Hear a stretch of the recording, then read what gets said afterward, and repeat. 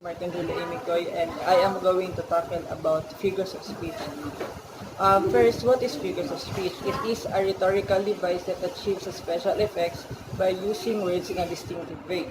Actually, there are hundreds of types of figures of speech, but let me just introduce you the seven of them. It is a repetition of an initial consonant sound. Example, she sells seashells by the seashore. Identity or similarity in sound between internal vowels in neighboring words. For example, how now, brown cow? It is an extravagant statement. The use of exaggerated terms for the purpose of emphasis or heightened effect. For example, I am so thirsty that I could drink a whole lot of water or a gallon of water. Yeah, it is the use of words that imitate sounds associated with the subject or action that they refer to. For example, the thunder went bang and scared my poor dog. A stated comparison usually formed with like or as between two fundamentally dissimilar things that have certain qualities in common. Example, Alexa's heart is as white as snow. Personification. It is a figure of speech which an inanimate subject or object or abstraction is endowed with human qualities or abilities. For example, that kitchen knife will take a bite out of your hand if you don't handle it safely. A figure of speech in a word or phrase that is substituted for another with which is closely associated. Also, the rhetorical strategy to describe something or someone indirectly with the things around it. For example, that stuffed suit with a briefcase is just an excuse for a salesman, the manager said angrily.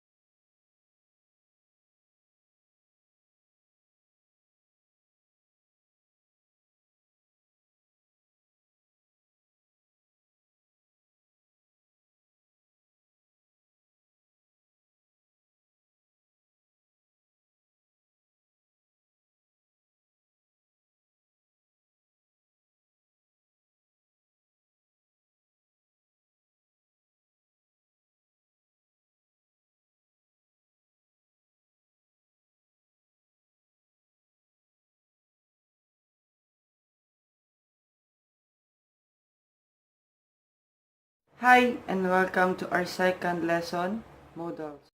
Modals are different from other normal verbs. Why? Because they don't use S for the third person singular. Second, they make questions by inversion. Third is they are followed by the infinitive of another verb. There are types of modal verbs. First is probability. They can be used when we want to say how sure we are that something is happening, what happened, and what will happen. For example, it is raining and it must be cold outside. I don't know where John is. He could have missed the train. Second type is ability. Use can or could to talk about a skill or ability. For example, she can speak 6 languages is I can't drive. Last is my grandfather could play golf very well. The third type of modals is obligation and advice. We can use verbs such as must or should when we are going to give advice or something is necessary or unnecessary. For example, the children must do their homework. And you must be careful when you are going to go home alone. And the last is we have to wear uniform at work. And the fourth type is permission. We can use verbs such as can, could, or may to give or ask permission. We also can use modal verbs when we are not allowing something. For example, number 1, you may not use the car tonight. Can I swim? May I use your phone for a while? Last is, can I go home early tonight, please? And the last type of modal verb that I am going to introduce is the habits. We can use will and would to talk about something that we did in the past or what we usually do.